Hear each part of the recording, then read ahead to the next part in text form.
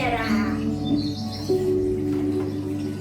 Aku Elga, seekor burung elang yang dulu dikenal sebagai Ratu Langit Lebar.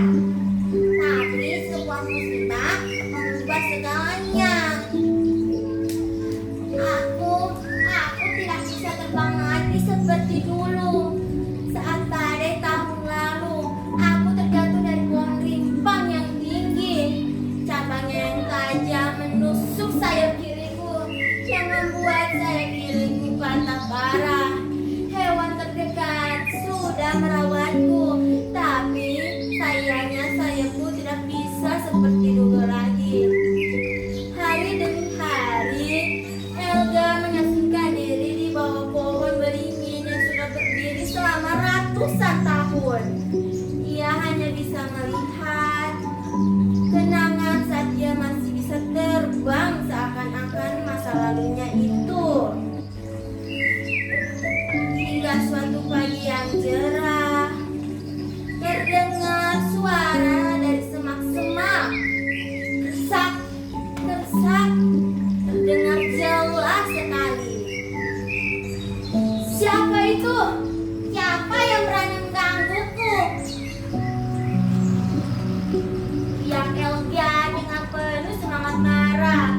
Tapi apa boleh buat, suaranya itu masih serak sekali. Maafkan aku. Aku Cila. Aku hanya ingin mencari sebuah pohon. Pergilah Cila, aku tidak ingin diganggu kedamaianku. Aku hanyalah makhluk gagal yang tidak berguna, bahkan lebih buruk daripada ayam kampung yang masih bisa saja terbang tinggi setinggi pagar kayu. Kamu salah besar ya, kaki masih bisa berjalan, tapi semangat kita tidak boleh terkurung di sana. Bagaimana kita bekerja sama? Siapa tahu kita bisa saling melengkapi. Awalnya Elga enggan menerima tawaran itu, tapi melihat wajah Cila yang penuh keyakinan, akhirnya ia menyetujuinya. Cila membawa Elga ke sungai yang sangat jernih dan bersih. Di situ ada banyak serat pohon kayu yang terbawa arus. Lihatlah Elga, di sini kita bisa menemukan serat pohon yang berkualitas. Tapi masalahnya, aku tidak bisa melihat dari kejauhan. Aku melihat kamu mempunyai mata yang tajam. Bisakah kamu membantuku? Tunggu sebentar ya Cila. Aku sedang melihatnya. Di sana ada beberapa serat pohon kayu yang berwarna perak ketika terkena sinar matahari. Hari demi hari, mereka bekerja sama dengan sangat kompak. Hingga suatu pagi yang cerah, Elga mulai merasa bahwa dirinya bukanlah makhluk gagal, melainkan mempunyai peran penting dalam bekerja sama. Suatu pagi, sebuah percikan memasak penduduk desa yang berada di situ,